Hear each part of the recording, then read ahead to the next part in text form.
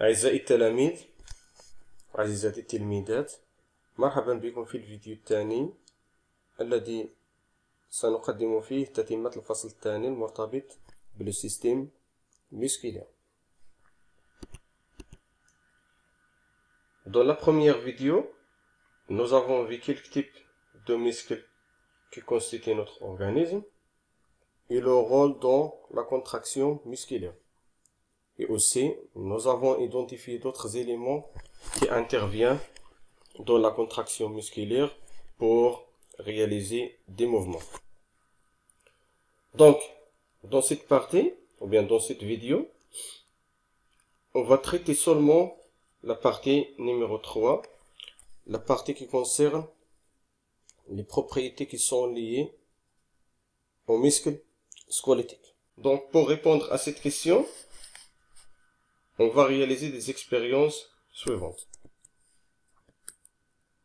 Dans la première expérience, nous avons un muscle dans deux états.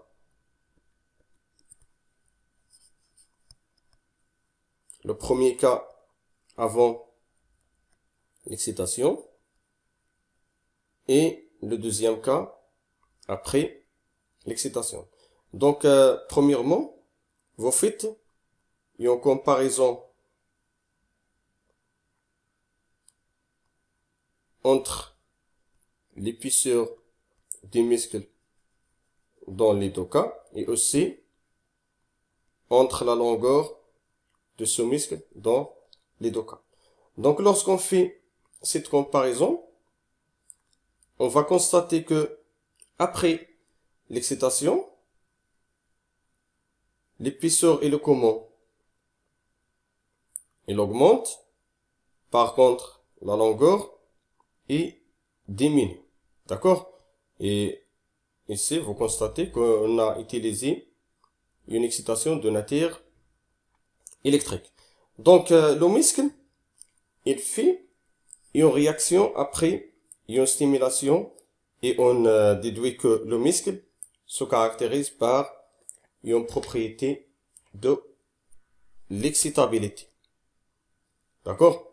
C'est-à-dire que le muscle a une capacité de la réception d'une excitation et de faire une réaction après cette stimulation. D'accord? إذن هنا ملي استعملنا هاد l'excitation électrique يعني العضلة دارت ردة فعل بعد استقبال هاد l'excitation. قدرة العضلة على استقبال يعني l'excitation كنقولوا بأنها عندها خاصية ou bien la propriété de l'excitabilité. D'accord? Et aussi, on dit que le muscle, il se caractérise par une deuxième propriété qui s'appelle la contractilité.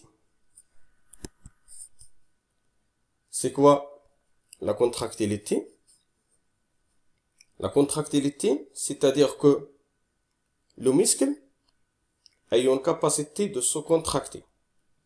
إذن هنا لاحظوا هنا ملي العضلة كتستقبل واحد l'excitation يعني هنا كدير واحد ردة فعل اللي هي عملية تقلص.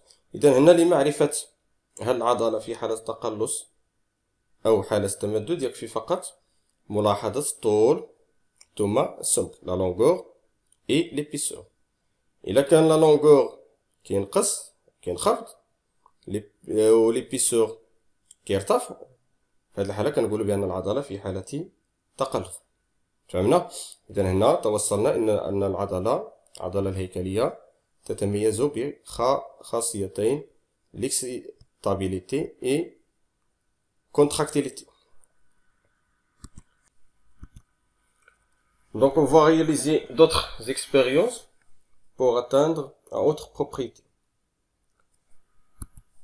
Dans la deuxième expérience, on va fixer l'un des extrémités du muscle sur un support et on place sur l'autre une masse de 30 grammes. et on va constater que le muscle est dilaté. Et après, on va retirer cette masse sur cette extrémité